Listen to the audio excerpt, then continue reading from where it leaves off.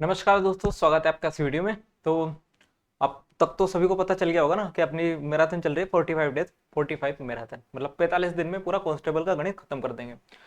अपने दो टॉपिक उसमें आराम से खत्म कर लिए कि परसेंटेज को अपने थोड़ा डीप में पढ़ा था और एसआई को अपने एक ही वीडियो में खत्म करने की कोशिश करी है।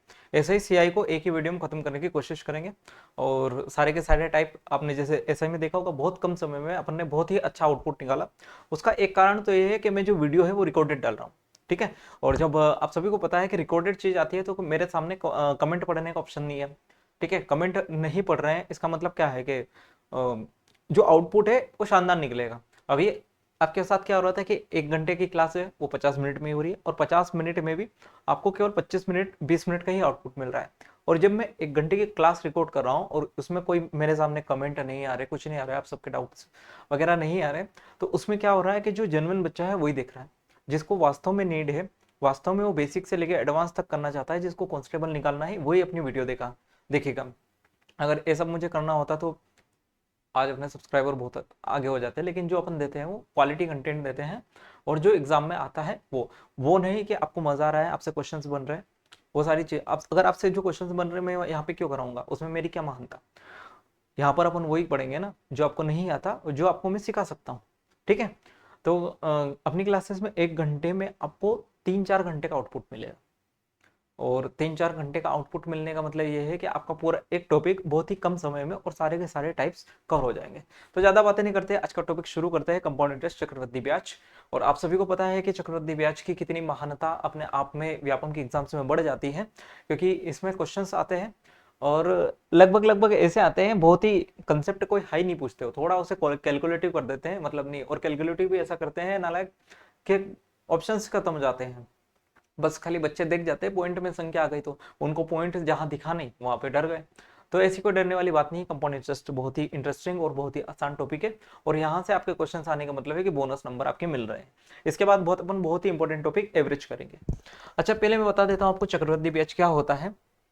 जैसे मैंने क्या कहा आपसे कि जो प्रिंसिपल है, अच्छा प्रिंसिपल रेट वगैरह ये मैं पिछले वीडियो में समझा चुका हूँ कि प्रिंसिपल क्या होता है, मूलधन क्या होता है, दर क्या होता है, समय क्या होती है, ये सारी चीजें मैं पिछले वीडियो में कवर कर चुका हूँ।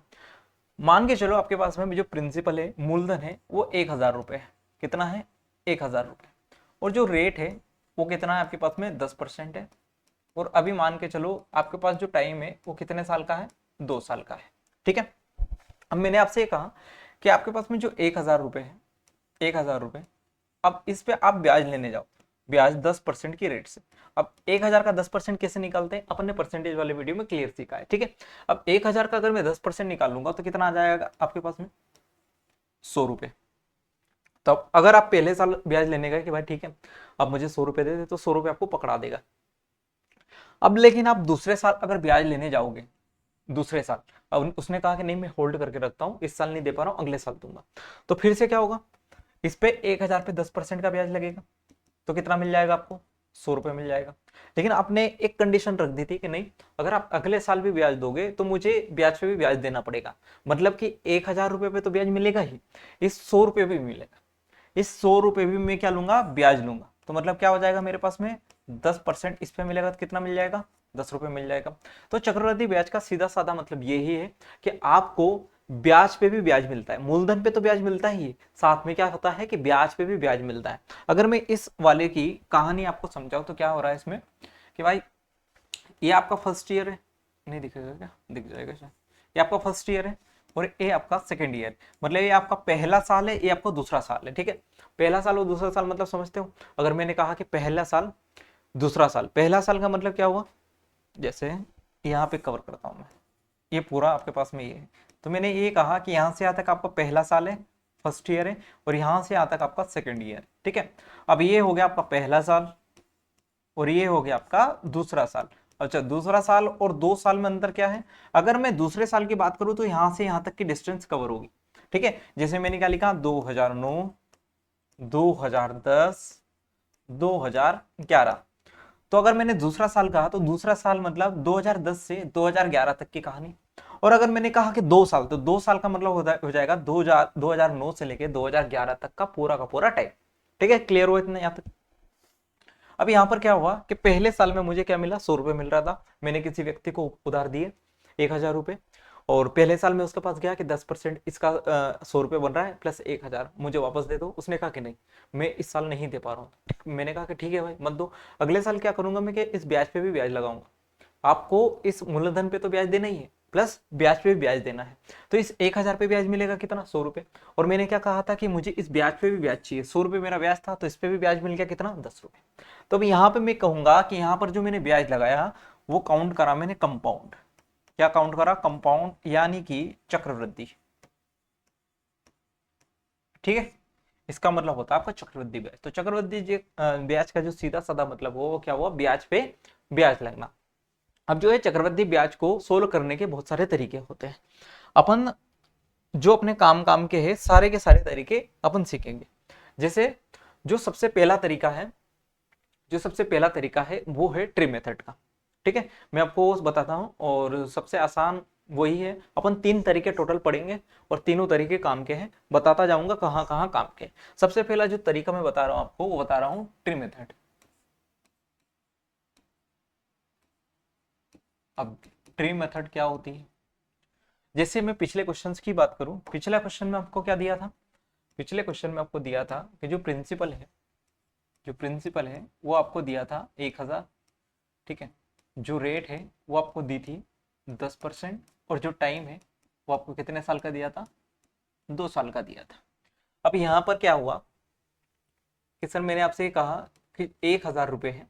अब इस पे आप 10% की रेट से ब्याज लेने गए, तो पहले साल में क्या होगा, पहले साल में इस पे 100 रुपये मिलेगा।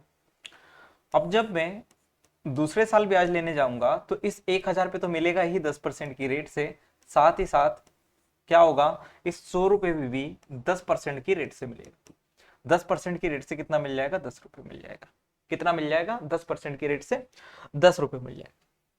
अब मैंने आपसे ये कहा है आपसे कि आपको कैसे क्या फाइंड आउट करना है इस वाले मेथड में सीआई कैसे बताना है। अब जो आपके पास में मूलधन के अलावा जो भी राशि आई है, मूलधन के अलावा जो भी आपके पास में वैल्यू आई है वो आपका क्या होगा, चक्रवृद्धि ब्याज होगा। मतलब यहाँ पर जो है मैं कहूँ आपसे कि सीआई कितना होगा, ये वाली वैल्यू, ये वाली वैल्यू प्लस ये वाली वैल्यू। तो 100 और 100 कितना हो जाएगा, 200, प्लस 10 कितना हो जाएगा आपके पास में, 210। मतलब आपके पास में जो टोटल चक्रवृद्धि ब्याज बना, टोटल ब्याज बना वो क्या बन जाएगा, 210 बन जाएगा। अब मैंने आपसे ये कह दिया कि चक्रवृद्धि ब्याज तो इतना बन गया, लेकिन अगर मुझे मिश्रधन बताना हो, मिश्रधन बताना, तो मिश्रधन कैसे बताऊंगा। मैंने क्या कहा था कि मिश्रधन जो है वो क्या होता है, मूलधन में ब्याज जोड़ दो, मूलधन में जितना ब्याज मिल रहा है उतना जोड़ दो। तब मूलधन कितना था अपने पास में, 1,000 था, प्लस ब्याज कितना मिला, 210 मिला, तो कितना हो जाएगा आपके पास में, 1,210 हो जाएगा। एक बात याद रखना है, जब साधारण ब्याज का सवाल आएगा तो मिश्रधन निकालने के लिए मूलधन में मैं साधारण ब्याज जोड़ूंगा, और अगर आपके पास में चक्रवृद्धि ब्याज का सवाल है तो मिश्रधन में मैं चक्रवृद्धि ब्याज जोड़ूंगा। ठीक है, क्लियर हुई इतनी बात। अब दूसरी बात, अब मैंने आपसे ये कहा कि आपको पहले साल का सीआई बताना है, दूसरे साल का सीआई बताना। अब पहला साल कौन सा था, ये वाला आपका क्या था, पहला साल था। तो पहले साल में जो सीआई मिला आपको वो कितना मिला, 100 रुपये। अब मैंने आपसे कहा कि दूसरे साल का बताओ, तो दूसरे साल में जो सीआई मिला वो ये वाला है। ये जो दोनों वैल्यू आपको दूसरे साल का सीआई मिलेगा, 100 प्लस 2 कितना हो जाएगा आपके पास में, 110। तो पहले साल का जो सीआई आया वो कितना आया, 100 रुपये आया। दूसरे साल का जो सीआई आया वो कितना है, 110। अब मैं आपसे बोलूं कि मुझे 2 साल का, अब जो ये वाला चक्रवृद्धि ब्याज है ना, ये कितने साल का है, 2 साल का है ना, 2 साल का चक्रवृद्धि ब्याज है, और ये दूसरे साल का है, तो दूसरे साल का 110 है और 2 साल का 210 है। अब मैंने आपसे कहा कि टोटल जो एसआई हुआ, साधारण ब्याज हुआ, वो कितना हो जाएगा आपको, तो जो बराबर वैल्यू मिल रही है आपको, बराबर वैल्यू, वो क्या बनेगा आपका, साधारण ब्याज बनेगा। तो 100 प्लस 100 कितना बन जाएगा, 200। और साधारण ब्याज जो है वो हर साल कैसा मिलता है, समान मिलता है, अपन ने पिछले वीडियो में भी देखा था। तो साधारण ब्याज क्या होता है कि हर साल जो है आपको बराबर मिलेगा। तो यहाँ भी 100 मिल रहा है, यहाँ भी, तो पहले साल का जो साधारण ब्याज है वो भी 100 रुपये होगा, दूसरे साल का साधारण ब्याज जो भी कितना होगा, 100 रुपये होगा। ठीक है, अच्छा एक चीज हो, अब मैंने आपसे ये कहा यहाँ पर, जैसे आपके पास में क्या बन रहा था, ये 1,000 है, यहाँ पर इसका 10% मैंने निकाला, कितना बनेगा, 100। यहाँ पर भी कितना बन रहा था, ये 100 बन रहा था, और यहाँ पर 10% की रेट से 10 बन रहा था। इसको आसान करने के लिए मैं इन वैल्यूज को कुछ नाम दे देता हूं। जैसे ये 1000 है, तो इस 1000 को मैंने बोल दिया कि पी है।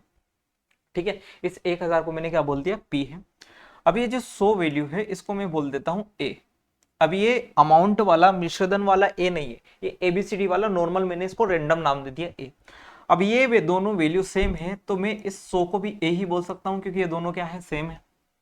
अब जो 10 वैल्यू आई है आपके पास में 10, ये वाली थोड़ी डिफरेंट आई है, तो मैं इसको क्या बोल सकता हूँ, बी बोल सकता हूँ, कोई दिक्कत नहीं है। तो अब मेरे पास में जो 2 साल का पैटर्न बना है, जो 2 साल का पैटर्न बना है वो क्या बन जाएगा, आप कहोगे सर पी, यहां पर ए, यहां पर ए, और यहां पर बी। अब यहां पर मुझे कुछ भी सवाल दे दो, यहां पर मैं पुट करूंगा डायरेक्ट आ जाएगा। जैसे यहां पर मेरे पास में कितना था, 1000 था, इसका मैंने 10% निकाला, मतलब 1/10 कर दिया, कितना आ जाएगा 100। ये 100 है तो ये भी कितना आ जाएगा 100, और फिर इसका मैं 1/10 कर दूंगा, कितना आ जाएगा 10 आ जाएगा। अब मेरे पास में सारी वैल्यूज है, अब मैं कुछ भी निकाल सकता हूँ, कोई दिक्कत नहीं। मैं आपके लिए लिख भी देता हूँ यहाँ पर पी ए बी क्या है, जो पी है वो मूलधन है, जो ए है वो क्या है, पी पर मिला ब्याज, पी पर मिला ब्याज है, और जो बी है वो क्या है, ए पर मिला ब्याज, ए पर मिला ब्याज। ठीक है, अब ये हो गया अपना 2 साल का। अगर मैं इसी क्वेश्चन में 3 साल की बात करूं, ठीक है, इसी क्वेश्चन में अगर मैं 3 साल की बात करूं, जैसे यहां पर अपने पास में जो देखे रखा था वो क्या देखे रखा था कि पी जो है वो कितना है, 1000 है, जो रेट है वो कितना है 10% है, और जो टाइम है यहाँ पर मैंने चेंज कर दिया, कितना कर दिया 3 साल कर दिया। ठीक है, अभी शुरू में थोड़ा सा समय ले रहे हैं, जब अपन क्वेश्चन करेंगे तो थोड़ा स्पीड अप हो जाएगा। ठीक है, अब यहाँ पर क्या होगा, जैसे 1000 रुपए, अब 10% की जो फ्रैक्शन है वो निकाल लेते हैं, कितना होता है 1/10 होता है, ताकि आपको थोड़ा आसानी हो। तो पहले साल जाऊंगा मैं, तो 1/10 करो, कितना हो जाएगा, आप कहोगे सर 100 हो जाएगा। दूसरे साल क्या होगा, फिर से इसका 1/10 कर दूंगा, कितना आ जाएगा, आप कहोगे सर 100 हो जाएगा। लेकिन चक्रवृद्धि ब्याज है, इसलिए क्या होगा, दूसरे साल में इस 100 पे भी ब्याज मिलेगा, कितना आ जाएगा 1/10 मतलब 10 मिलेगा। ठीक है, अब तीसरे साल की यहाँ पर बात करते हैं। पहले साल और दूसरा साल दोनों मेरे पास में खत्म हो चुका है, पहला और दूसरा साल दोनों खत्म हो चुका है। ये पहला साल था, ये दूसरा साल था। अब तीसरे साल क्या होगा, तीसरे साल में मैंने क्या कहा, प्रिंसिपल यानी कि मूलधन पर पे तो ब्याज मिलता ही है, तो मूलधन पे कितना मिल जाएगा 1/10 मिलेगा, कितना आ जाएगा 100 आ जाएगा। ठीक है, तीसरे साल में इस पे तो मिलेगा ही। अब क्या होगा कि जितने भी ब्याज पीछे छूटे हैं उन पे ब्याज मिल जाएगा। जैसे इस 100 पे ब्याज मिलेगा, पहले इस 100 पे ब्याज 1/10 कितना मिल जाएगा 10 मिलेगा। फिर इस वाले 100 पे ब्याज मिलेगा 1/10 कितना मिल जाएगा आपको 10 मिल जाएगा। और फिर इस वाले 10 पे ब्याज मिल जाएगा 1/10 मतलब कितना मिल जाएगा 1 मिल जाएगा। तो मतलब अपने पास में जो टोटल यहाँ पर सी आई आया है, टोटल यहाँ पर सी आई आया है वो कितना आया 100 प्लस 100 प्लस 100 300 प्लस 10 यहाँ मिला, 10 यहाँ मिला, 10 यहाँ मिला, प्लस 1 यहाँ पे मिला, मतलब टोटल कितना मिल गया 31। तो टोटल जो सी आई आया है यहाँ पर 31, 331। अच्छा, आपको ये बहुत ही घिचड़ पिचड़ लग रहा होगा, बहुत ही घिचड़ पिचड़। मैं इसको बहुत ही आसान तरीके से आपके सामने प्रस्तुत करने की कोशिश करता हूँ। मैंने आपसे क्या कहा था कि जो 2 साल का पैटर्न है, 2 साल का पैटर्न वो क्या था, ए, यहां पर ए, और मैं इस बी को यहीं पे लिख देता हूं इसके नीचे। पहले ऐसे लिखा था, अब ऐसे लिख दिया, कोई दिक्कत नहीं, एक ही बात है। अब मैं ये कह रहा हूं आपसे, जो ए था ये क्या था, पी पर मिला ब्याज था। तो अगर पी पर मिला हुआ ब्याज ए है, तो अब जो ब्याज मिलेगा वो भी तो ए ही मिलेगा, कोई दिक्कत नहीं। इन तीनों की वैल्यू तो सेम थी, अभी हमने देखा था। अब मैं ये कह रहा हूं कि इस ए पर मिला जो ब्याज है वो बी है, और ए दोनों ए तो सेम ही है, तो मतलब पहले इस ए पर ब्याज मिलेगा, कितना मिल जाएगा बी, फिर इस ए पर ब्याज मिलेगा, कितना मिल जाएगा बी, और इस बी पर कुछ ब्याज मिलेगा, तो इसको मैं बोल देता हूँ सी ही मिल जाएगा। उस पर क्या बोल देता हूँ मैं, सी ही मिल जाएगा, कोई दिक्कत नहीं। तब जब भी मैं निकालूंगा तो यहां से ए से निकालूंगा, बस खाली लाइन नहीं खींच रहा हूं ताकि वो प्रॉपर आपको लगे कि ये फर्स्ट ईयर का है, ये सेकेंड ईयर मतलब दूसरे साल का है, और ये कितने साल का है, तीसरे साल का है। अब यहां से अपन आराम से अपना जो है सवाल कर सकते हैं, कोई दिक्कत परेशानी इसमें आपको नहीं होगी। जैसे अपने पास में प्रिंसिपल जो देखे रखा है वो कितना देखे रखा है 1000। अब इसका मैं 1/10 निकालूंगा, कितना आ जाएगा, एक जीरो से एक जीरो कैंसिल हो जाएगी 100। यहाँ पर भी कितना आ जाएगा फिर 100, और यहाँ पर भी कितना आ जाएगा 100 आ जाएगा, क्योंकि तीनों सेम वैल्यू है। फिर यहाँ पर इस 100 का 1/10 निकाल देंगे, या फिर इसी 100 का निकाल दो क्योंकि सेम वैल्यू दोनों, तो कितना आ जाएगा 10। अगर ये 10 है तो ये भी कितना आएगा 10, ये भी कितना आ जाएगा 10, और फिर इसका 1/10 निकाल दो, कितना आ जाएगा 1 आ जाएगा। कितना आ जाएगा 1 आ जाएगा। अब आप बता सकते हो, सब कुछ बता सकते हो, मुझे कोई दिक्कत नहीं है। यहां से मैं पूछूंगा कि मुझे 3 साल का CI बताओ। अब मैं पूछूंगा पहले साल का CI बताओ। फिर मैं पूछूंगा दूसरे साल का CI बताओ। फिर मैं आपसे यहां पूछूंगा तीसरे साल का CI बताओ। ठीक है, उसके बाद मैं आपसे पूछूंगा यहाँ पर मिश्रधन बताओ। फिर मैं आपसे पूछूंगा टोटल SI बताओ। ठीक है, और उसके बाद मैं आपसे पूछूंगा CI माइनस का SI बताओ। इतनी सारी चीजें आपको काउंट करके रखनी है। अब मैं बताना शुरू करता हूँ। उम्मीद एक बार रोक के आप सारी चीजें निकाल लो, उसके बाद मैं अब बताना शुरू करता हूँ। अब मैंने क्या कहा कि अगर 3 साल का CI आपको बताना है तो सारी की सारी जो वैल्यू है खाली मूलधन को छोड़ के वो क्या हो जाएगा आपका चक्रवृद्धि ब्याज हो जाएगा। तो 100 प्लस 100 प्लस 100 टोटल कितना बनेगा आपका 331 बन जाएगा। मतलब कि 3 साल का यहाँ पर जो चक्रवृद्धि ब्याज बनेगा कितना बनेगा 331 बनेगा। अब मैंने आपसे क्या कहा था कि पहला साल है, दूसरा साल है, तीसरा साल है, इंडिविजुअल हो गया। तो यहां पर जो पहले साल है उसमें जो CI बन रहा है वो कितना बन रहा है 100 रुपए। दूसरे साल में जो CI बन रहा है टोटल कितना बन रहा है 110 बन रहा है। तीसरे साल में जो CI बन रहा है वो कितना बन रहा है 121 बन रहा है। मिश्रधन की बात करें तो मिश्रधन क्या होता है प्रिंसिपल यानी कि मूलधन प्लस चक्रवृद्धि ब्याज। तो चक्रवृद्धि ब्याज कौन सा जो टोटल 3 साल का है 331 कितना आ जाएगा 1331। SI की बात करें तो SI कितना मिलेगा 300, और हर साल ही बराबर में मिल रहा है। देखो SI जो बराबर रुपए ना क्या है SI 100 100 100। CI माइनस SI की बात करें तो अपने टोटल जो CI बना वो कितना मिला है 331, माइनस कितना हो जाएगा 300, तो कितना आ जाएगा आपको 31 आ जाएगा। या फिर जो A के नीचे वाली वैल्यू रहेगी वो हमेशा आपका CI माइनस SI रहेगा। जोड़ के देख लो 10 10 प्लस 20 प्लस 1 कितना आ जाएगा 31। मतलब ये जो वैल्यू है आपकी क्या डिनोट करती है CI माइनस SI करती है। यहाँ पर दूसरे साल में अगर बात करें तो जो B वैल्यू है, ये वाली जो B वैल्यू है ये आपकी करती है CI माइनस SI यानी कि चक्रवृद्धि ब्याज और साधारण ब्याज के बीच का अंतर, ये दोनों आपको दर्शाती है। ठीक है, तो ये आपका डिटेल में ट्री मेथड था, और इसके बाद अपन एक इफेक्टिव रेट का मेथड जानेंगे और उसके बाद रेशो वाला जानेंगे बस। ठीक है, दोनों में यही बता देता हूं। और दोनों में जो है जैसे P बराबर यहाँ पर आपको क्या है 1000, रेट जो है 10%। ठीक है, दोनों में देख लेते हैं, एक बार 2 साल का देखेंगे और एक बार 3 साल का देखेंगे। अच्छा, यहाँ पर जो बता रहा हूं मैं वो बता रहा हूं इफेक्टिव रेट। ठीक है, अब इफेक्टिव रेट कैसे निकालते हैं? तो इफेक्टिव रेट निकालने का तरीका है A plus B plus AB/100। इस वाले फॉर्मूले से आप CI परसेंटेज निकाल सकते हैं, जिससे अपन SI परसेंटेज निकालते थे। तो यहां पर A की जगह क्या लिखोगे 10, प्लस B की जगह भी कितना रखोगे 10, प्लस 10 इंटू 10 अपॉन कितना हो जाएगा 100। तो 10 और 10 20, यहाँ पर 2 0 से 2 0 कैंसिल हो जाएगा, कितना आ जाएगा 1 आ जाएगा। टोटल कितना बना 21%। मतलब आपको अगर CI यहाँ पर निकालना है तो 1000 का कितना निकाल दो 21% निकाल दो, तो 2 0 से 2 0 कैंसिल हो जाएगा, कितना आ जाएगा आपके पास में 210। तो CI कितना आया 210 आया। ठीक है, अगर 3 साल का निकालना है तो 3 साल के लिए भी तरीका होता है कि A plus B plus C plus AB plus BC plus CA/100। एक मिनट।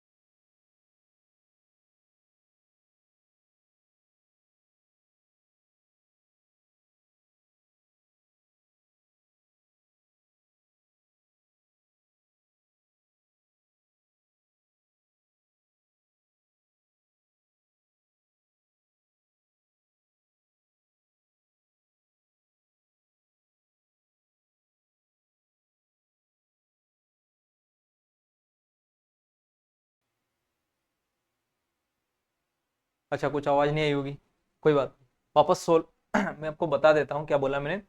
मैंने ये बोला था कि यहाँ पर इस वाले मेथड का अपन यूज नहीं करते। ठीक है, क्यों नहीं करते, उसका कारण ये है कि थोड़ा सा ही लंबा चला जाता है। मैंने आपसे ये कहा कि जो 2% है इन दोनों को मैंने मर्ज कर दिया। इन दोनों को मर्ज करा था मतलब कि 2 साल वाला इफेक्टिव रेट वाला फॉर्मूला लगा दिया था, A plus B plus A B upon 100। तो कितना आया था, 21% आया था। अभी मैंने बताया आपको कैसे सोल्व करते हैं। फिर जो तीसरा परसेंटेज वैल्यू बची थी उसको इन दोनों के साथ मर्ज कर दिया, मतलब 21% और 10% के साथ मर्ज कर दिया, और सेम 2 साल वाला फॉर्मूला लगा दिया जो कि क्या था, A plus B A B upon 100, मतलब 21 प्लस 10 प्लस 21 इंटू 10 अपॉन 100। तो यहाँ से एक जीरो से एक जीरो कट गया, कितना आ गया 31, 21 और 10 31, प्लस 21/10 कितना आ जाएगा 2.1, मतलब 33.1। तो मैं 1000 का 33.1 निकाल दूंगा, कितना आ जाएगा 331 आ जाएगा। ठीक है, जो दूसरा तीसरा तरीका है अपने पास में वो कौन सा है, रेशो वाला। अब रेशो वाला तरीका क्या है कि अगर रेट 10% है तो इसकी फ्रैक्शन वैल्यू कितनी बनेगी, 1/10 बन जाएगी। फ्रैक्शन वैल्यू कितनी बन जाएगी, 1/10 बन जाएगी। मतलब यहां पर जो बेस में वैल्यू होती है वो क्या होती है, प्रिंसिपल की होती है। और जो मैं रेशो लेता हूं किसका लेता हूं, प्रिंसिपल और अमाउंट का, यानी कि मूलधन और मिश्रधन का लेता हूं। कि अगर मूलधन और मिश्रधन मेरे पास में आ जाएगा तो मैं क्या कर दूंगा, जितना ईयर दिया है उसकी उतनी ही पावर कर दूंगा। मतलब मेरे पास में यहाँ पर ईयर कितना है, 2 साल है, तो इसकी पावर कितनी कर दी मैंने, दो दो कर दी। पावर कितनी कर दी, दो दो कर दी। तो आपके पास में रेशियो कितना बनेगा, 10 का वर्ग 100, 11 का वर्ग कितना 121। मतलब मेरे पास में अगर मूलधन 100 है, मिश्रधन 121 है, तो ब्याज कितना मिल रहा है, 21 का मिल रहा है। कितने का ब्याज मिल रहा है, 21 का मिल रहा है। और 100 की वैल्यू अपने पास में मूलधन कितना देके रखा है, 1000। मेरे पास मूलधन 100 रुपए, क्वेश्चन में दिया है 1000, कितने गुना बन गया, 10 गुना बन गया। तो इसको भी मैं कितने गुना कर दूंगा, 10 गुना।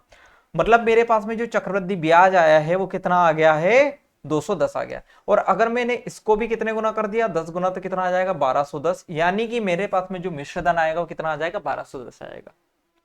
ऐसे ही मैं यहाँ पे देखो 3 साल की कहानी में, तो मैं यहाँ पर रेशियो में पावर कितनी कर दूंगा, 3 की कर दूंगा। तो 10 का क्यूब 1000, 11 का क्यूब 1331, कितना आया अंतर, 331। तो जो अंतर आया वही क्या है, ब्याज है।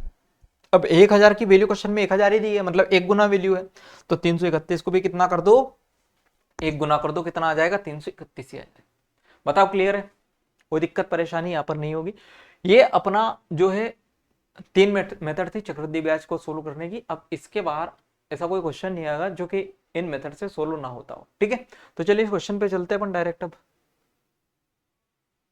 ठीक है, पहला क्वेश्चन करो।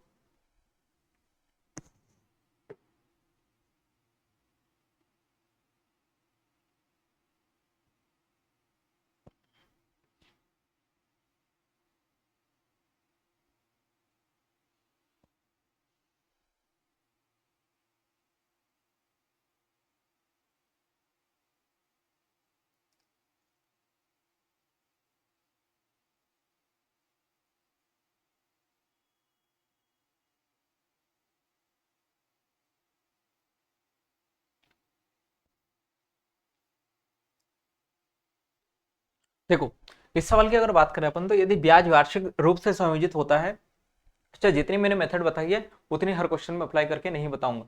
जो जहां सही लग रहा होगा मुझे, जो जहां सही लग रहा होगा वो चीज मैं आपको यहाँ बता दूंगा। अब जैसे यहाँ पर जो है, यहाँ पर इस क्वेश्चन की अगर अपन बात करें तो इस क्वेश्चन में डायरेक्ट मुझे पता है कि 10% का इफेक्टिव रेट अभी मैं निकाल के आ रहा हूँ, और जो मैक्सिमम टाइम है आपको 10% 20% ऐसी कुछ रेट मिलेगी। 10% का मैं इफेक्टिव रेट निकाल के आ रहा हूँ, कितना बनता है 21%। तो मुझे डायरेक्ट यहाँ पर चक्रवृद्धि ब्याज पूछा है, तो मैं क्या करूंगा, चक्रवृद्धि ब्याज निकाल दूंगा डायरेक्ट, CI किसका, मूलधन का। मूलधन कितना है यहाँ पर 20,500 है, और इसका मैं कितना निकाल दूंगा 21%। तो मेरे पास में क्या आ जाएगा, चक्रवृद्धि ब्याज। तो 20 से 20 कट जाएगा।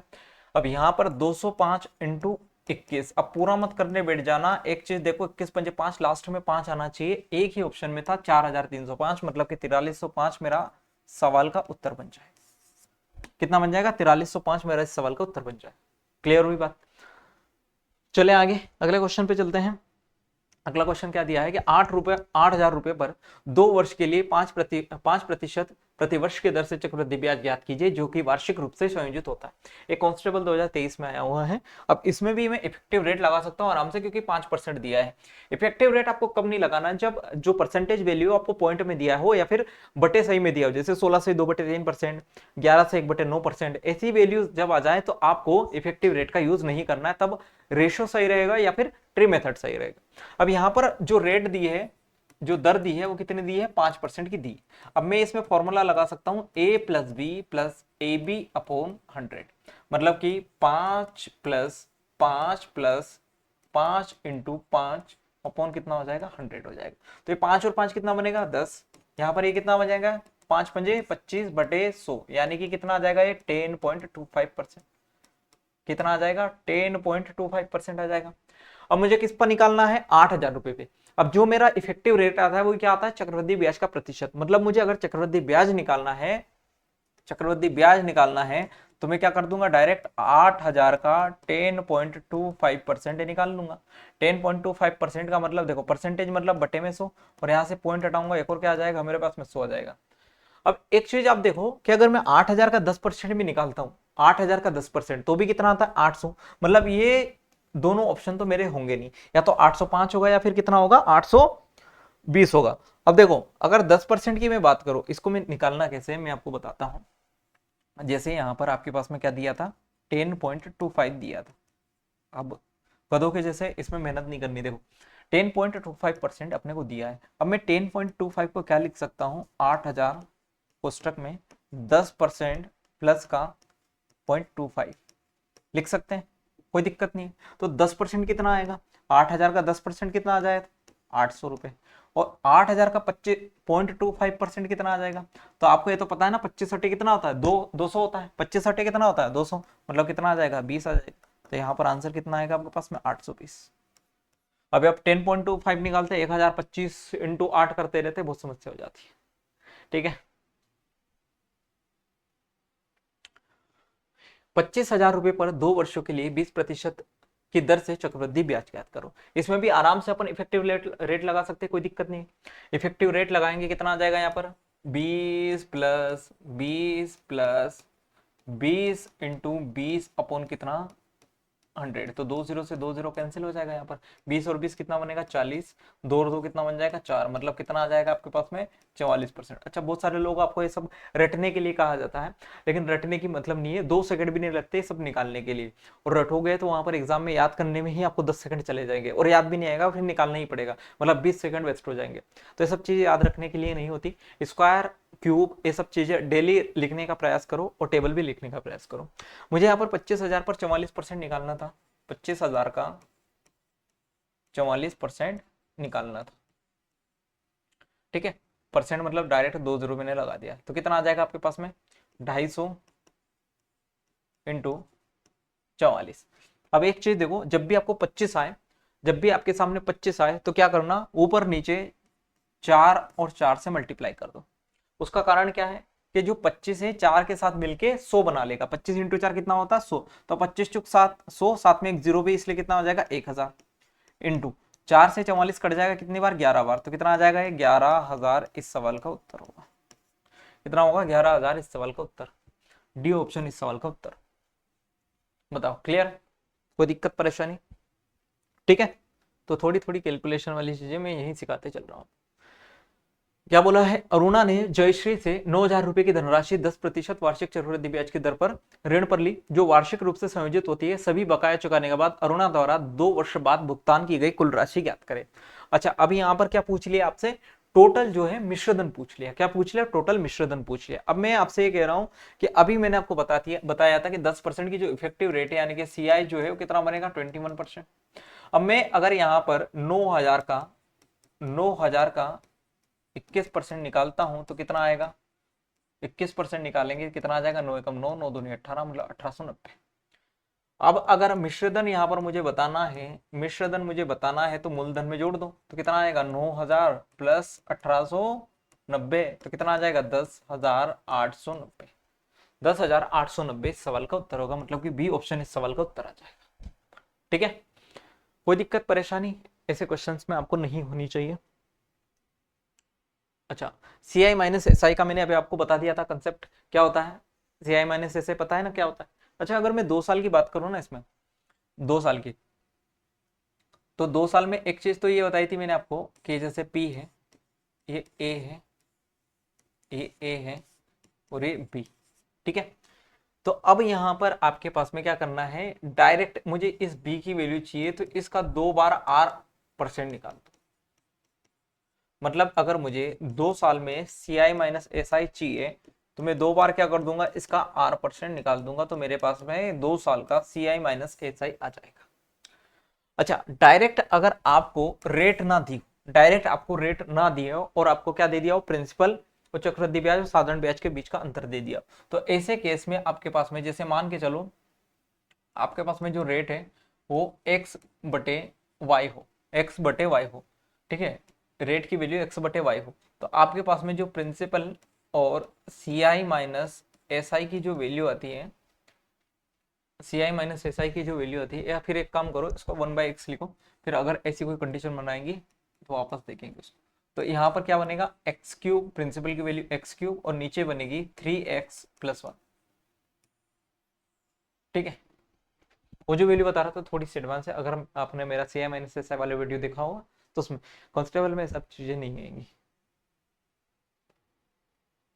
यहाँ पर देखो, 4,000 रुपये पर 5% वार्षिक दर से 2 वर्ष के चक्रवृद्धि ब्याज तथा साधारण ब्याज का 2 वर्ष दिया है, और CI माइनस SI दिया पूछा है, CI माइनस SI 2 साल का CI माइनस SI। तो मैंने क्या कहा था कि मूलधन पर क्या करना है, 2 बार रेट परसेंट निकाल देना है। तो रेट परसेंट कितना है, 5/100, एक बार और 5/100, तो 2 जीरो से 2 जीरो कैंसिल, 1 जीरो से एक और जीरो कैंसिल, 5 से ये 2 बार, 2 से ये 2 बार, तो कितना बनेगा, 5×10 रुपए। कितना बन जाएगा, 5×10। बताओ, आसान है, कोई दिक्कत परेशानी? या फिर आप इसको ऐसे भी निकाल सकते थे कि भाई 5% की वैल्यू कितनी होती है, 1/20। यहाँ पर मैंने 2 साल का जो पैटर्न बताया वो क्या होता है, ए और ये बी। तो यहाँ पर जो मेरे पास में प्रिंसिपल है वो कितना है, 4,000। इसका 1/20 निकालो तो कितना बनेगा, 4,000/20 मतलब कि 200। यहाँ पर भी कितना बनेगा, 200। फिर इसका 1/20 निकाल दूंगा, कितना बन जाएगा, 10 बन जाएगा। तो यही क्या होता है मेरा, CI माइनस SI कितना आ जाएगा, 10 आंसर आ जाएगा। ठीक है, कैसे भी निकाल दो, हर तरीके से सेम ही आंसर आएगा। इस सवाल को बताओ।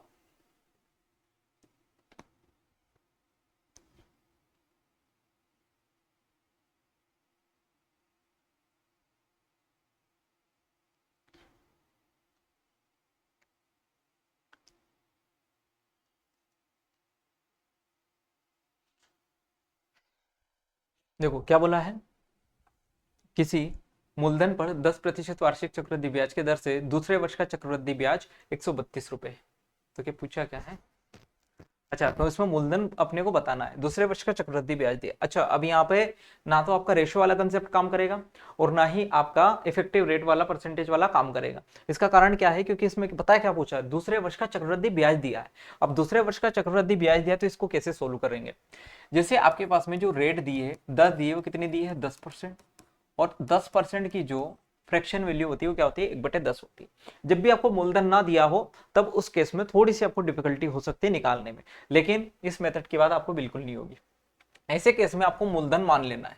क्या करना है, मूलधन मान लेना है। क्या मानेंगे सर, कुछ भी और मान लो, यहां पर रेट के जो भी नीचे दिया हो उसको मान लेना, और जितना साल दिया हो उसकी पावर लगा देना।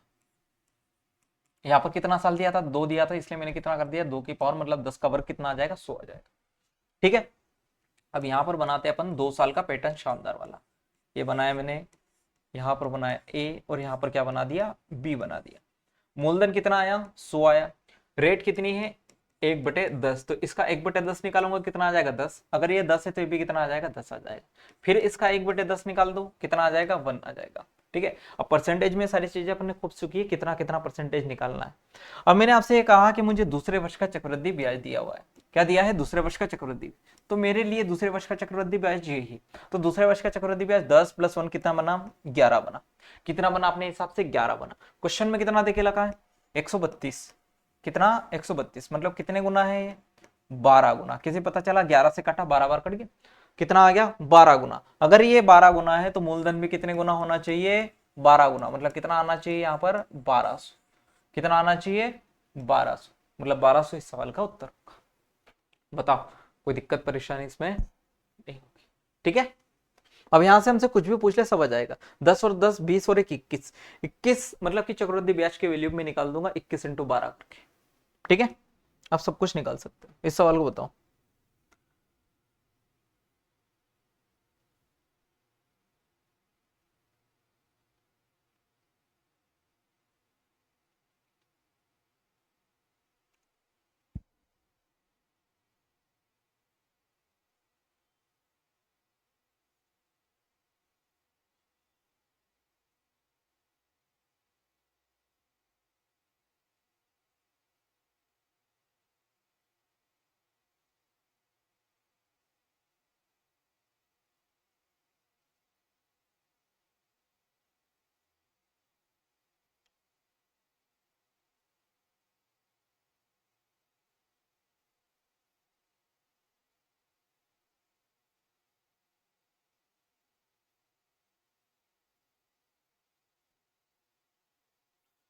चलो इस सवाल को करो, क्या आएगा, किसी राशि पर 5% की दर से 2 वर्ष का चक्रवृद्धि ब्याज 328 है, तो वहां राशि क्या होगी। अब यहाँ पर क्या दे दिया है, 2 वर्ष का चक्रवृद्धि ब्याज दे दिया है, तो अब यहाँ तो अपन आराम से निकाल सकते, कोई दिक्कत नहीं है। देखो 5% का मैंने क्या बताया था आपको, 5% की जो इफेक्टिव रेट बनती है वो कितनी बनती है, 10.25% बनती है। ठीक है, बनती है कि नहीं बनती, आप सभी मानते हैं। मतलब ये मेरे पास में क्या आया, सीआई परसेंटेज आया, क्या आया, सीआई परसेंटेज। तो मुझे अगर मूलधन निकालना है तो 328 जो वैल्यू है वो किसकी है, चक्रवृद्धि ब्याज की, यानी कि 10.25 की है। और मुझे निकालना क्या है, 100% की वैल्यू, 100 की वैल्यू निकालनी है। तो कुछ नहीं करना, पॉइंट हटाएंगे, कितना आ जाएगा, 2 जीरो और आ जाएगी। तो ये 25 चौक 100 और 25 एकम 25 और ये 25 चौक 100 और 41 से कितनी बार कट जाएगा, 8 बार, 8 चौक 32 इंटू 100 कितना आ जाएगा आपके पास में, 32। सी ऑप्शन इस सवाल का उत्तर होगा। बहुत ही आसान सवाल था, कोई दिक्कत परेशानी इसमें नहीं होगी आपको। ठीक है, इस सवाल को करो।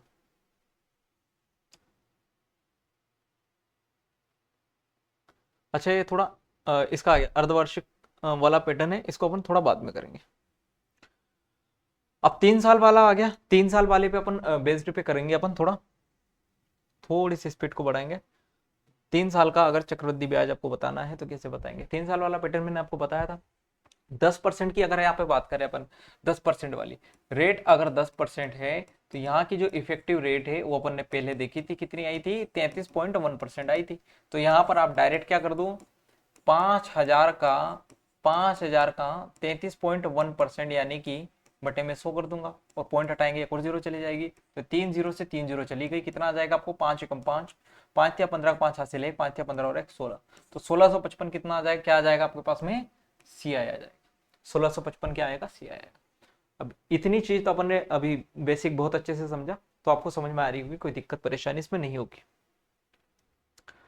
यदि 10,000 को वार्षिक चक्रवृद्धि ब्याज के साथ 3 वर्षों के लिए 8% की वार्षिक ब्याज दर पर निवेश किया गया तो चक्रवृद्धि ब्याज क्या होगा। ठीक है, इसमें भी कोई दिक्कत परेशानी आपको नहीं होगी।